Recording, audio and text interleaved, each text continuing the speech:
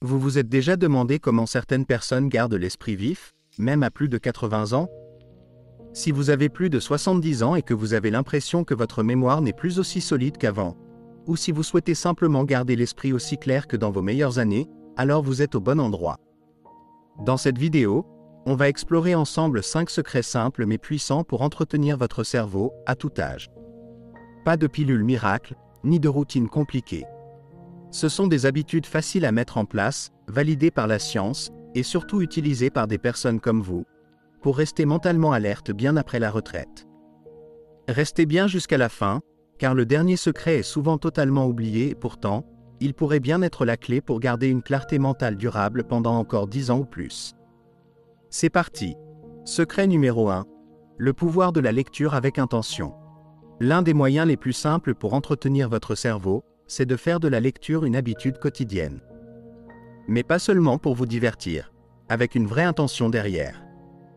Quand vous lisez quelque chose qui stimule votre réflexion, qui vous ouvre à de nouvelles idées ou qui éveille votre curiosité, vous ne faites pas que passer le temps, vous entraînez activement votre cerveau. Lire, c'est plus qu'un simple loisir. C'est un exercice mental. Comprendre de nouvelles informations, suivre une argumentation sur plusieurs pages, imaginer des scénarios. Tout cela fait travailler les zones du cerveau liées à la mémoire, à la logique et à la compréhension. Et si vous le faites régulièrement, c'est un peu comme soulever des poids. Mais pour l'esprit, il y a une vraie différence entre survoler le journal et s'asseoir pour lire un article de fond, une biographie inspirante, ou même un bon roman historique. Prenons l'exemple de Charles, 74 ans, qui vit en Arizona. Il s'est mis à lire des magazines scientifiques, alors qu'il n'avait aucun bagage dans ce domaine. Au début, il devait relire les paragraphes plusieurs fois pour bien comprendre. Mais aujourd'hui, non seulement il les comprend mieux, mais il dit que ces lectures lui donnent des sujets de conversation, de réflexion, et même quelque chose qu'il attend avec impatience chaque semaine. Et c'est exactement ce type d'engagement mental que nous recherchons. Il ne s'agit pas d'accumuler du vocabulaire ou de tout retenir. Il s'agit de faire travailler vos neurones. Les études montrent que les personnes âgées qui lisent régulièrement réussissent mieux les tests de mémoire et sont moins sujettes au déclin cognitif. Ce n'est pas la quantité qui compte, mais l'implication de votre cerveau pendant la lecture. À chaque fois que vous faites des liens, que vous anticipez ce qui va se passer ou que vous réfléchissez à une idée, vous renforcez la capacité de votre cerveau à rester vif. Beaucoup pensent que seul le corps a besoin d'exercice avec l'âge. Mais votre esprit aussi a besoin de bouger. Comme la marche entretient vos jambes, la lecture active entretient votre esprit. Alors prenez un livre. Même si cela fait des années. Choisissez un sujet qui vous intéresse vraiment. Peu importe qu'il soit court ou simple. L'essentiel, c'est d'être régulier, curieux, et de faire de la lecture un vrai rendez-vous quotidien avec vous-même. Secret numéro 2, le mouvement qui stimule le cerveau. La marche n'est pas seulement bonne pour vos jambes et votre cœur. C'est aussi l'un des moyens les plus simples et les plus puissants de garder l'esprit vif, surtout lorsqu'elle est pratiquée à l'extérieur, dans un environnement stimulant. Quand vous marchez dans un lieu nouveau ou naturel, votre cerveau doit traiter une multitude d'informations en même temps, observer où vous posez les pieds, ressentir le vent sur votre peau, percevoir l'odeur des arbres, écouter les bruits autour de vous, lire un panneau, reconnaître un visage.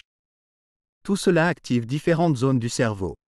Ce n'est pas une activité automatique, c'est, au contraire, l'un des mouvements les plus stimulants pour l'esprit. Patricia, aujourd'hui âgée de 81 ans, a commencé à faire de petites promenades chaque matin dans son quartier, après la perte de son mari. Au départ, c'était juste pour s'aérer l'esprit. Mais peu à peu, elle a remarqué qu'elle se souvenait de plus de choses, qu'elle dormait mieux, et qu'elle retrouvait plus de facilité dans ses conversations. Ce qui avait commencé comme un moyen de faire face au chagrin est devenu une forme de thérapie douce. Ces balades lui ont permis de traiter ses émotions, de respirer plus profondément, et de rester ancré dans le moment présent. Le cerveau a besoin d'oxygène, de circulation et de stimulation. Et la marche coche toutes ces cases. Quand vous bougez votre corps, surtout de manière rythmée et régulière, vous aidez aussi votre cerveau à créer et maintenir ses connexions neuronales. Même 5 à 10 minutes par jour peuvent faire une vraie différence. Mais voici le secret. Pour en tirer un vrai bénéfice mental, il ne suffit pas de marcher mécaniquement. Il faut ouvrir les yeux, observer ce qui vous entoure, laisser votre esprit vagabonder. Cette souplesse mentale, associée à un mouvement doux, est l'une des meilleures choses que vous puissiez offrir à votre cerveau. Et il n'est jamais trop tard pour commencer.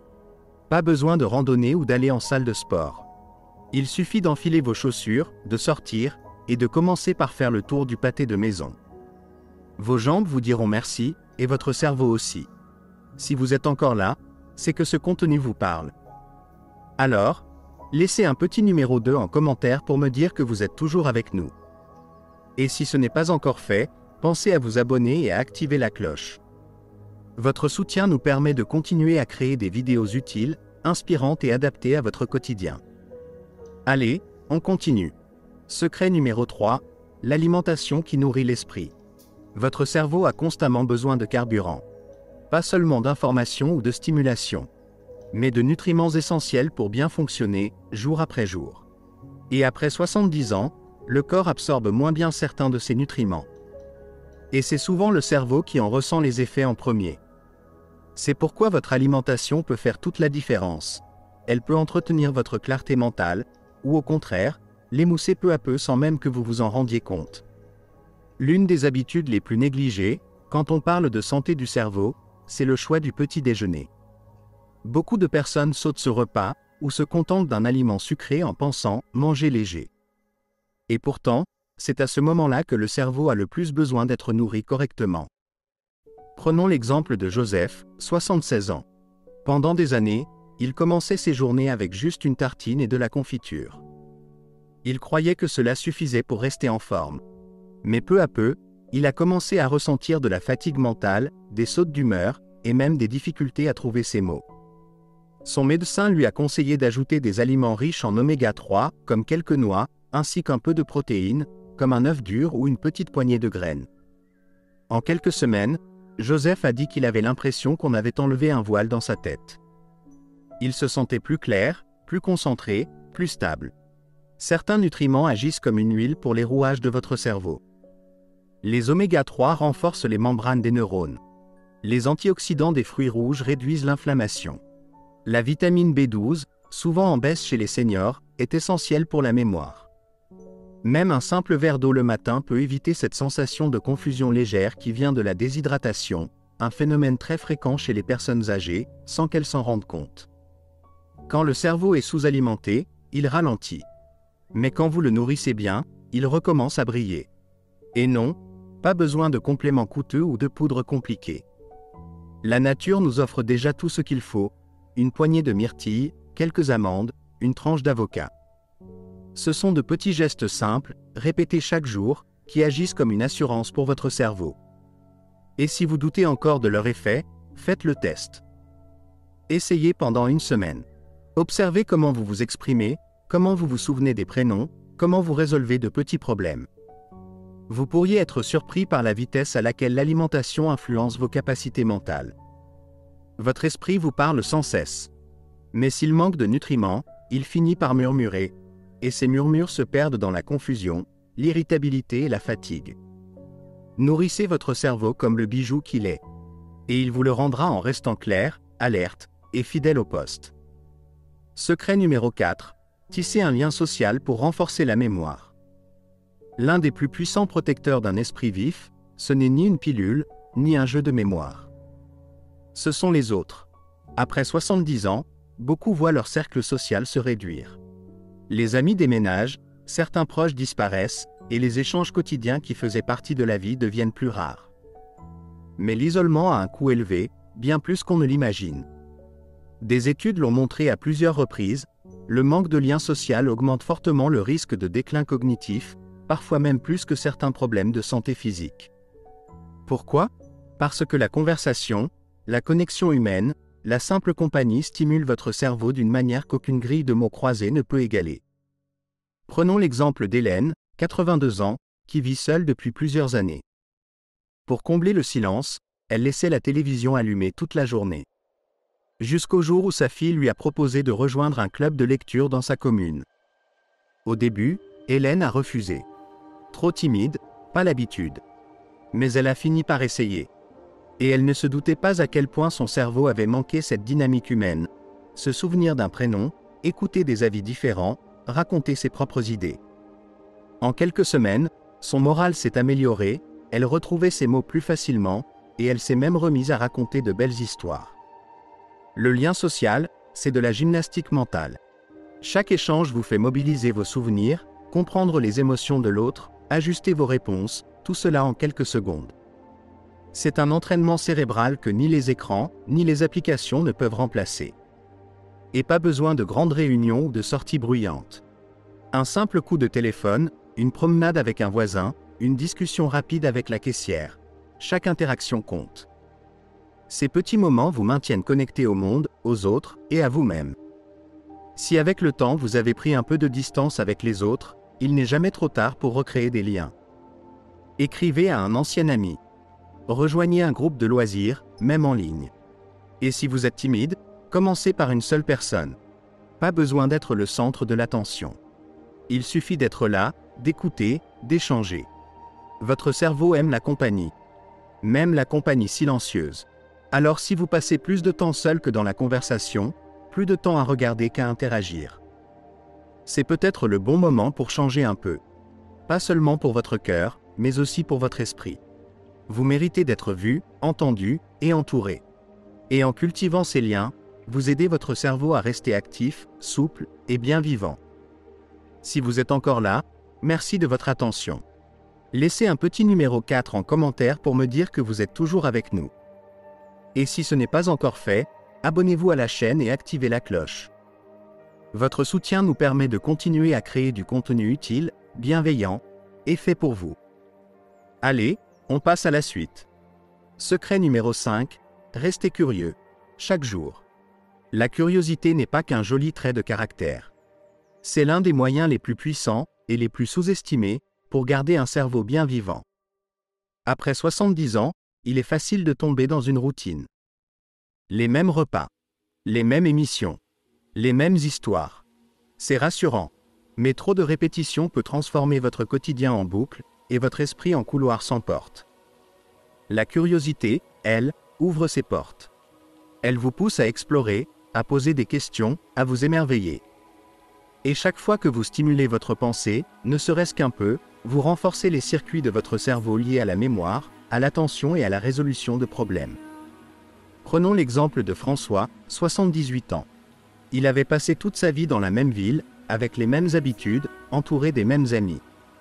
Après la retraite, il a senti comme un brouillard s'installer dans ses journées. Son médecin n'a rien trouvé d'anormal. Alors sa fille lui a offert quelque chose d'inattendu, un kit de peinture aquarelle pour débutants. Il a d'abord haussé les épaules, puis il a essayé. Et ce n'est pas l'art qui a changé sa vie, c'est l'apprentissage. Il a dû comprendre les couleurs, coordonner ses gestes, apprendre la patience. Accepter de ne pas réussir tout de suite. Et son cerveau s'est réactivé. Pas parce qu'il est devenu artiste, mais parce qu'il a fait quelque chose de nouveau. Rester curieux, ça ne veut pas dire changer toute votre vie. Ça peut simplement vouloir dire regarder les choses habituelles avec un œil neuf. Lisez un sujet que vous ne connaissez pas. Demandez à un jeune ce qu'il écoute comme musique, et écoutez vraiment. Regardez un documentaire sur les champignons, l'espace ou les civilisations anciennes. Notez les questions qui vous viennent, et prenez le temps d'y répondre. Quand vous suivez votre curiosité, vous maintenez votre cerveau souple, réactif et jeune. Et ça fonctionne parce que la curiosité active plusieurs zones du cerveau en même temps, la mémoire, les émotions, la logique, et même le mouvement quand vos mains sont engagées. Et surtout, cela redonne un but à vos journées, quelque chose à découvrir, à essayer, à attendre, même si c'est minime. Alors si vous vous sentez un peu bloqué mentalement, la réponse n'est pas toujours dans le repos ou les vitamines. Parfois, elle se trouve dans l'émerveillement. Donnez-vous la permission de ne pas tout savoir. Laissez cette ignorance vous conduire vers quelque chose de nouveau. Vous n'avez pas besoin d'être un expert. Il suffit d'avoir envie de commencer. Et cette petite étincelle de curiosité pourrait bien être ce qui maintient votre esprit vif et votre cœur jeune. Dernière pensée. Garder un esprit alerte après 70 ans, ce n'est pas une question de grand bouleversement. C'est une question de petites habitudes puissantes, glissées dans le quotidien. Des gestes simples qui font toute la différence. Apprendre quelque chose de nouveau, garder le lien avec les autres, nourrir son cerveau avec les bons aliments, bouger un peu chaque jour, ou simplement rester curieux. Pas besoin de changer toute sa vie. Juste 3 minutes ici, 5 minutes là. Ce qui compte, c'est la régularité. Et vous, qu'est-ce qui vous a le plus marqué aujourd'hui? Y a-t-il un conseil que vous appliquez déjà? Ou un autre que vous avez envie de tester dès demain? Peut-être que vous pensez à reprendre contact avec un ami, à tenter un loisir que vous repoussez depuis longtemps, ou simplement à lire un peu plus souvent, ou marcher en laissant votre esprit s'aérer. Ce qui compte, c'est d'agir. Car plus on attend pour prendre soin de son esprit, plus il devient difficile de rattraper ce qu'on perd. Mais la bonne nouvelle, c'est que le cerveau reste malléable, même à 80 ans passés. Vous n'êtes pas trop vieux pour progresser. Vous n'êtes pas trop loin pour recommencer. Et le simple fait que vous soyez resté jusqu'au bout de cette vidéo le prouve. Vous vous souciez de votre bien-être. Vous êtes prêt. Vous voulez rester vivant, dans votre corps, et dans votre tête. Et c'est bien cela qui fait toute la différence. Merci d'avoir été avec nous aujourd'hui. On aimerait vraiment connaître votre avis. Partagez en commentaire un conseil que vous avez retenu, et comment vous comptez l'appliquer dans votre vie. Vos retours sont précieux, et nous encouragent à continuer. Et si cette vidéo vous a été utile, n'hésitez pas à liker, vous abonner, et la partager autour de vous. Merci pour votre confiance, et à très bientôt pour une prochaine vidéo.